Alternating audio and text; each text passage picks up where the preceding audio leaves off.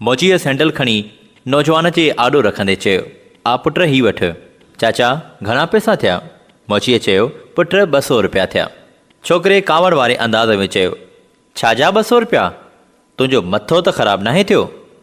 पुट 100 रुपया सिलाईअ जो ऐं 100 रुपया पालिश जा। छोकिरो वधीक तपी वियो ऐं कावड़ में अची चवणु लॻो, छो? तो पालिश कहिड़ो सोन जे पाणीअ सां कई आहे? 150 रुपया वठि, इहे काफ़ी अथई। मोची चवणु लॻो, मूंखे 200 रुपया पूरा ॾे, ही मुंहिंजी हक़ हिलाल जी कमाई आहे, तंहिं करे 10 रुपया बि घटि न कंदुसि। वाह चाचा वाह, वेठो बि बाटा जे दुकान ते आहीं न, जो रिआयत नथो करीं। इहो चई नौजवान 150 मोचीअ खे उछलाए ॾिना। मोचीअ पैसा खणी वापसि नौजवान खे ॾींदे चयो, बसि तूं हले वञ। नौजवान हैरान थींदे चयो, पहिरियां त 10 रुपया बि रिआयत न पियो करीं ऐं हाणे वरी सभु पैसा वापसि थो करीं। पुट, पैसनि सां गॾोगॾु तहज़ीब ऐं अख़लाक़ जो हुजण बि लाज़मी आहे। तालीम सां गॾोगॾु तरबियत बि लाज़मी आहे। सोच, जेकॾहिं तूं रिज़्क़े हिलाल कमाई थो ऐं को दौलतमंद शख़्स तुंहिंजी इज़त नफ़्स खे नुक़सानु रसाए त तोखे कीअं लॻंदो? पुट, बेशक मुंहिंजो पेशो मामूली आहे।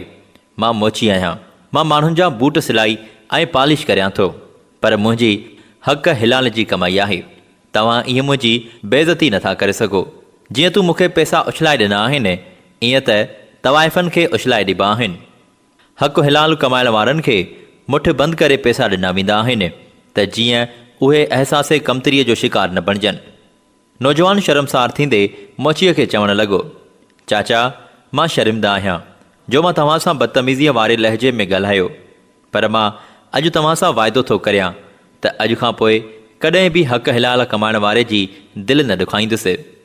इहो चई नौजवान मोचीअ खे 200 रुपया ज़ोरीअ ॾींदे इजाज़त वठी वञणु लॻो। वेंदे वेंदे संदसि दिमाग़ में इहा ई सोच हुई त बज़ाहिर अणपढ़ियल ऐं पोढ़े मोचीअ 200 रुपयनि में मुंहिंजे बूटनि खे पालिश करण खां अलावा मूंखे ज़िंदगीअ जो हिकु वॾो सबक़ु पिणु सेखारियो। अचो त सभु गॾिजी वाइदो करियूं त कॾहिं बि कंहिंजे इज़त नफ़्स खे नुक़सानु न पहुचाईंदासीं।